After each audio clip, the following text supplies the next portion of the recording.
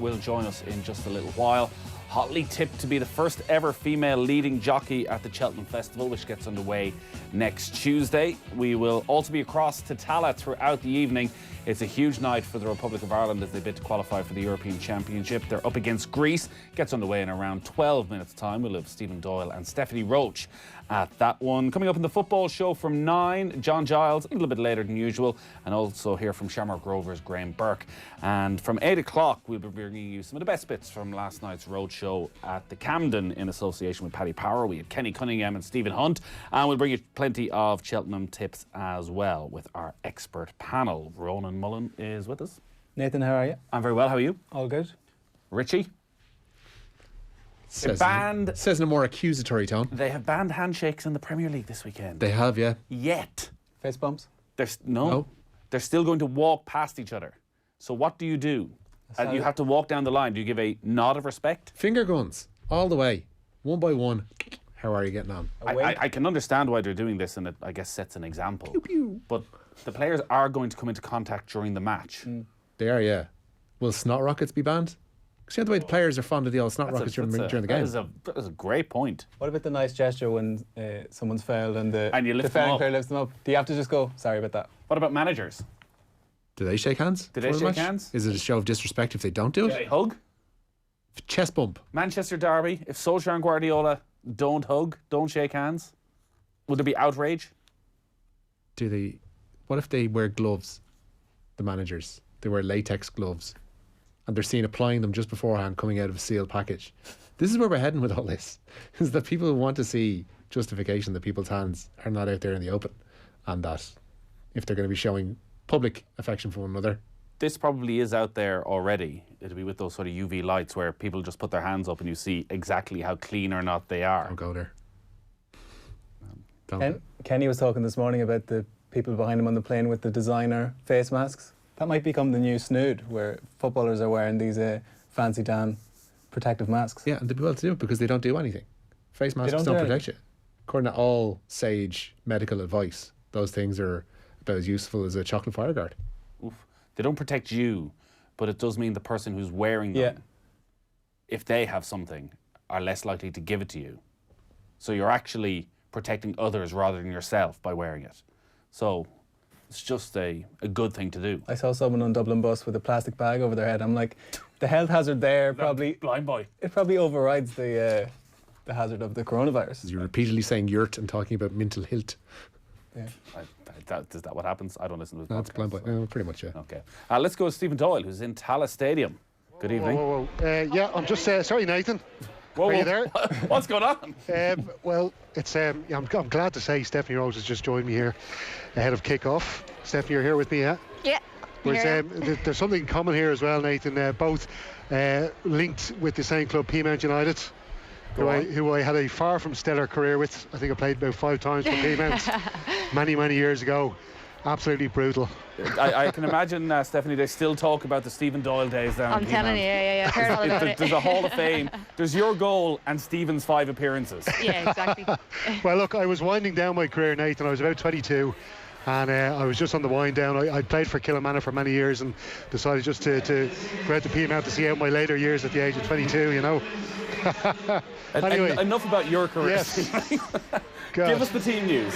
Right, well, I can tell you that there's only 6 starters from the last time we faced Greece, and they are Marie Hourahan, the centre-back pairing of Colwell and Quinn, of course down Cole and Louise Quinn, and the same centre midfield pairing of Fahy and O'Sullivan, Denise O'Sullivan, and of course Niamh Fahy. And then up front, the only person up front we've got from the last game is Katie McCabe, so it's a very different looking front line, and it's a 4-2-3-1 formation. So it's Marie Hourahan starting at goal, then at the back, the right back Scott, left back O'Gorman, making her 101st appearance.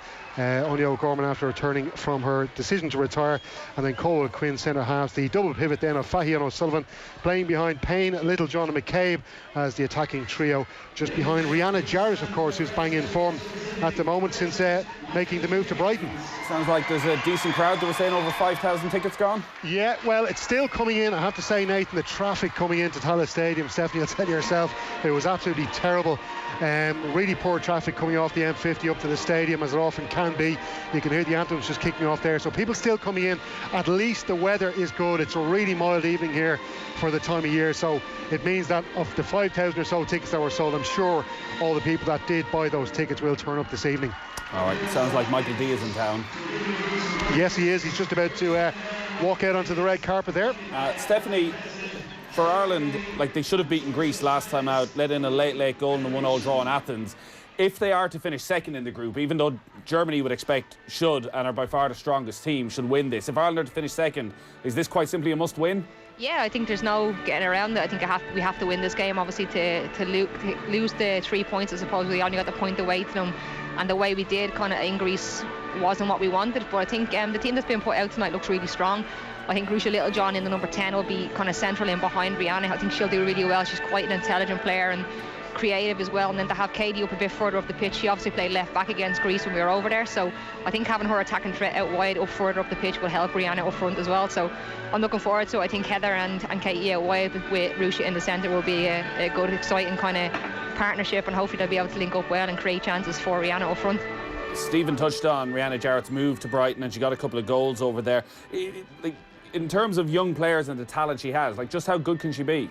I think Rihanna's been very, very unfortunate over the years. I mean, I remember when we were away in Spain a couple of years ago, like, she was in and then got injured in her ACL again. I think it was her second time doing it as well. So if she can stay injury free, I think she's got a great career ahead of her. Obviously she's shown in the Ukraine game what she can do, and obviously to score the 2 goals in the FA Cup for Brighton as well has been a great start for her over there. So hopefully luck is on her side and she'll be able to keep herself fit and strong and keep going, because as I said, she has a great career ahead of her if it can go her way, you know. At the other end of the spectrum, Anya O'Gorman is back. She has come out of her self-imposed retirement. You'd have played a lot of football with Anya O'Gorman. Like, her leadership on a night like this, what does she bring to the party? Yeah, I'm absolutely over the moon to see Anya back in the team. Obviously she's playing at full back, probably more accustomed to playing up front for Peamount. Last season she had a great season with them, and I know when she went into retirement it was kind of a difficult decision for her, and I think she was at a stage where she wasn't really enjoying her football, and I think with Vera coming in and a new kind of setup, she was happy to come out of retirement. And as I said, I'm just excited to see her playing again in the green shirts, because I know how much it means to her. So I'm happy to see her out on the pitch again and in the Ireland colours, and I hope she can have a good night. Vera Pauw was on the show earlier in the week, and she was talking very well about styles of football and how countries now have a style of football that is across the men's game and the women's game. When you look at this Irish team and the pieces you've seen and been involved in under Vera Pauw, is it much different to what Colin Bell was trying to do? Yeah, I think obviously Irish teams over the years with the men and women, we've kind of always been those teams that are tough to beat, and we make it difficult for the opposition. But I think Vera coming in has tried to bring that kind of attacking style play, and we do have the players to do it. Like I said, the likes of Katie McCabe and Heather Payne outside with their pace and Katie's skill getting down the line. I think we can definitely create football or create good chances and play that attacking style of football. And obviously for me as a striker, being involved with the squad with Vera so far, it's been exciting, and I'm just looking forward to the game tonight. And as I said, I hope we can get a really good result. I think we owe these one. I think when we were over there, they were a little bit nasty on the pitch, and we kind of went down to their level to a certain extent. So I just hope the girls can go out tonight now and kind of really put this game to bed early and not give them any chance. All right, great stuff, Stephanie. We'll be across to you over the course of the evening. It is a 7:15 start. The anthem's underway. What is the punishment for broadcasting over the anthem? You have to shake hands with Premier League players. It was like when I was in Midas nightclub in Ballyhonus back in the day, and the lights would come on at 2:30 and the anthem would play. And if you didn't stand up and respect that anthem, some lad would come and grab you by the ear and literally lift you off your seat. You did a bit of DJing before in your time, Nathan, didn't you? I did, yeah. Did you always close with the anthem? No, I don't think I ever played the national anthem. Never. Did you? I never once played the anthem. Is it still a thing? Yes. Some places it absolutely is. I don't remember up until a couple of years ago people coming up to me going, why aren't you playing the anthem? Finish off it. Well, I just found it made no sense to play the anthem, because all it did was cause a row between people who felt very strongly about the anthem, that everyone should stand and respect the anthem, and people who at 2:30 in the morning had quite a lot to drink and weren't in really any position to stand and respect anything. Particularly themselves.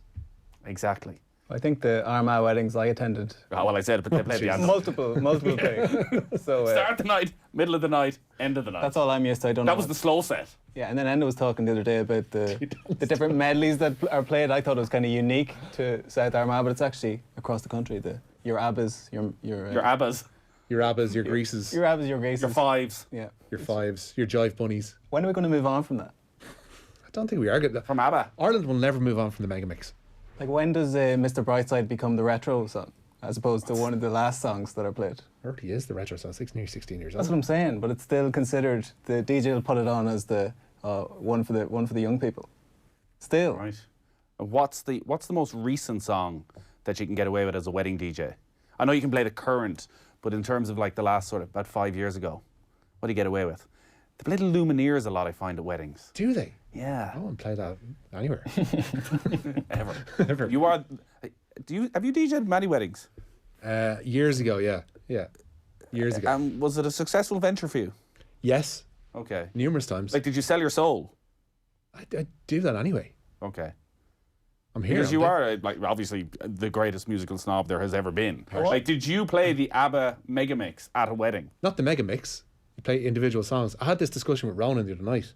You go with the Grease Megamix, but you go for individual ABBA songs punctuated throughout the night because there's more scope to do that with ABBA. No medley segues more seamlessly than the Grace one. Like, you're into another song before you've even realised the previous song had ended. It's a masterpiece. In its way, it's a work of art, yeah. But how do musical snobs get past letting someone else pick the music at their own weddings? Surely you just go over and hand them a CD and say... I'm wearing a Factory Records sweatshirt, by the way. This? Yeah. No. The sign on the arm is a Factory Records one, yeah. It's just a jumper. It's a music. Here's the musical snob now, Nathan. You know? Here's the musical snob. Play the now. British anthem, lads, just to mix it up a bit, says Gavin. Lads, the ghost of Kilmainham jail will haunt you for a lifetime for that snub. Talking over the anthem, you should be ashamed. Lads, how could you not mention Phil Collins? You can't hurry, love. That's usually my cue to take a run at the dance floor and skid across the floorboards in my slippy dancing shoes. Absolutely. Tie as a headband, Rambo style, has to be done. Has been done. Remember my own wedding night, I did the slide across the dance floor, and just as I was coming to the end of the slide across the dance floor, there was a little bit of glass right there that brought my my slide to an end, and I could feel the rented suit Oh no. just ripping nicely along the knee, the blood starting to pour, but obviously it's the end of the night, so I didn't really care at that stage. My uncle once shoved me off the microphone on my wedding night. There was a point where everybody was having a go with a song. Is this an awkward family story that you shouldn't really be telling? No, I'm right to be fine with this. He comes up and he's just like, pretty much his Why were you on the microphone? Everybody was kind of having a go with that stage. Herself had a go. Were you singing a song? Yeah. What were you singing? Can't remember. But was it karaoke or was it a disco? Because I think as a DJ, there's nothing worse than people we had a coming band. up. Pug Washer playing our wedding. All right. Yeah. That is musical snobbery right there. And we had Ham Savage play the ceremony. Wow. There you go. That is impressive. But for the DJ, did you just hand over the keys and let him pick the songs, or did you say you have to play these Really? Yeah. I can't believe that. It's all about trust, Ronan. It's all about trust. Yeah, but surely during that section you were like, wouldn't have played that. Plays another song, no, I wouldn't play that either. I'll be honest. Don't think I was in that kind of mind Didn't frame. remember, didn't care. 53106 is the text number. We'll be back across the Tallaght Stadium. We need to get the remote control for the TV so we can actually watch the game there as well, JP, if you could behind you. Sort that out. All right, I'll sort that out. I'll Do get that. the TV I'll read on, and while you you're tell off us camera. everything that's there happening. You go. A trip to Norwich awaits the winners of tonight's FA Cup fifth round tie at Pride Park. Derby entertain Manchester United from 7:45. Kelly Roos starts in goal for Derby. At back forward, Jayden Bogle, George Evans, Craig Forsyth, turn that down, and Max Lowe at left back. Max Bird and Louis Sibley are in midfield. In front of them, Martin Waghorn, Tom Lawrence and Jason Knight, the Republic of Ireland under-21 international. And Wayne Rooney starts up front against his former club. For United, Sergio Romero starts in goal. At back four then of Diogo Dalot, Victor Lindelof, Eric Bailly and Luke Shaw. Fred and Scott McTominay are in midfield with Juan Mata, Bruno Fernandes and Jesse Lingard in front of them. Odion Nagalo leads the line and kick-off, as I say, at 7:45. Six Nations organisers maintain they want to conclude this season's championship when time allows. The meeting of Italy and England on Saturday week has become the latest game postponed because of the coronavirus outbreak. The game in Rome was due to be played behind closed doors. As things stand, all other games not involving Italy do go ahead, including Ireland's trip to Paris next weekend. England face Wales this weekend with no Mako Vunipola, who, as a result of coronavirus fears, was omitted from their squad. However, Vunipola will play for Saracens, but Eddie Jones didn't want to be pressed on the matter today. I just watched the interview with Jurgen Klopp. I thought he summed it up pretty well. Yeah, we take advice, we take medical advice on what's right for the team, and we follow that. You know, we're not smart enough to make our decisions ourselves. We believe we made the right decision, and Saracens think otherwise, then fair play. Yeah, it's a bit of a strange situation, obviously, where Vunipola can play for his club. So what are we looking at, like August for these games? I would say it's going to be like the 2001, wasn't it? 2001 It was sort of October. It was September, October. So essentially use them as a lead into the November internationals. I'd imagine that's where we're going to be. Brian has texted into 53106. If I'd been at Richie's wedding and heard everybody, you can get ham sandwich now in the reception room, I'd have been very disappointed to see the band ceremony and not a batch loaf. Joke doesn't with work. Some galti and mayo. Joke doesn't work there in the church. Okay. Smart arse. What did they sing? Oh God. Was it one of their own original numbers, or was No, they just sang covers. it? Okay. Yeah. And like, are ham sandwich a premium brand that you have to pay, big money for, or do they do it on the cheap? Did you play them on the radio all the time? You'd have to ask them. Right. Lee Farrell, the lead singer, used to present shows with us upstairs. So you pulled a fast one. Didn't pull a fast one, Nathan. Good Just man. merely asked the question and they gave a positive response. Right. More postponements. Yeah. Connacht and Munster's upcoming Pro 14 games in Italy have both been postponed. There's a gear change for you. Munster were due to play away to Benetton on March 21st, while Connacht were slated for a trip to Zebre on March 28th. The Pro 14 say they've taken the decision to protect the well-being of players, staff and supporters. Meanwhile, UEFA President Alexander Seferin insists Euro 2020 will go ahead as planned despite fears over the coronavirus. The Slovenian lawyer insists European football's governing body is taking the outbreak seriously. The Euros are set to be held across 12 European cities in the summer, including Dublin, but Seferin isn't entertaining the idea of scaling down the tournament. As much as we assess the situation, we are confident that things will happen exactly as it was planned. But let's see. We don't want to panic in advance and say we will do this or we will do that. We don't know. For now, it looks very clear that the Euro will be exactly as it is. Being full of panic, shouting all days, threatening, doesn't mean you take it seriously. You take it seriously if you assess the situation properly, but at the same time calmly and without panicking. Pretty level-headed stuff from Seferin this evening in a separate interview with the He says Times. threatening in an incredibly threatening manner. He's got a face that says killer. He's clearly not, but He's in sensational shape. yeah, He's 52. Oh, he's built like a tank. he's not built like it. He's a He's slender just man. like, whew, He's- but like there's well a put together. steeliness there. There is, in a separate interview with the Times as well, Seferin has also called on the English League Cup to be scrapped, saying it would be better for everybody if it was. Every night this week, we are giving away a €100 one-for-all voucher. And on Saturday, we'll have a grand prize of flights and tickets to the Paddy Power Stayers Hurdle Day next Thursday, March the 12th. You'll be flown to Cheltenham, get to enjoy breakfast at Jury's Hotel, be brought from Jury's to the racecourse, enjoy one of the best days in the racing calendar, be transferred back to the airport afterwards, and then flown back to Dublin by nightfall. That also sounds a bit threatening. Like, you're going to have a very good time, but you're bloody well going home afterwards. By nightfall. By nightfall. It's all with thanks to our Cheltenham partner, Paddy Power. To win, just play our phony or pony game. This game was a lot funnier when I was sitting over there than when I had to actually present it. Phony or pony. You're a lot smoother reader of a promo read than Joe, though. I am a lot smoother. Yeah. Do you think? Yeah. Joe sounds like he's discovering each of the words for the first time. Wow. I think you might be right. The rules are simple, as you'll know by now. It's night 4 of Phony or Pony. We'll read out 3 horse names. You have to tell us which one is the real horse, i.e. the pony, not the phony. Here are the 3 names. It's gotten worse now. Is it A, Presenting Percy, B, Percy Pig, or C, Pig in a Blanket? Oh, God, I'm hungry. Pick out the real horse from that list. Text your name and answer to 53106 and we'll pick a winner who'll go into our draw on Saturdays off the ball between 3 and 5 p.m. Again, it is all with thanks to Paddy Power. Cheltenham is coming home. As we mentioned, finger guns ahoy, pew pew. The Premier League have confirmed that the pre-match handshake between players and officials this weekend is to be scrapped. It's an effort to curb the potential spread of the coronavirus. Everton's chief finance officer, Sasha Ryantsev, says it's quite likely that the Premier League games will be played behind closed doors as a result of the coronavirus. Ryantsev told the FT Business of Football Summit that the measure may be taken, quote, in the coming weeks. Liverpool today banned mascots from the Anfield pitch to curb the threat of COVID-19. Rory McIlroy's made an excellent start to the Arnold Palmer Invitational. The world number 1 heads the field on 6 under par. He shot an opening round 66 at Bay Hill today. It's a tournament he won, of course, back in 2018. Padraig Harrington is in the clubhouse on 2 over. He shot a 74. Funny you should mention golf, Richie, on a Thursday. Jesus. You'll never guess what is online right now. Golf Weekly. I've been looking for a good sleep aid. Oof, that's harsh. That is harsh. It's up on offtheball.com. You can watch it on YouTube as well. We're going in depth. We're going deep on Paul Azinger's comments. Do you see this, Richie? He insulted the European Tour. Yeah. Our people. Sounds Shirley. So we strike back. Okay. And Richie, which you may well actually be interested in. There's something for everybody in Golf Weekly. Fionn Davenport. He's just back from Orlando, where he went for dinner at Graham McDowell's restaurant. Definitely dinner somewhere. Was Graham there? Graham was not there. Well then. Fionn said it was fine. Dinner and drinks?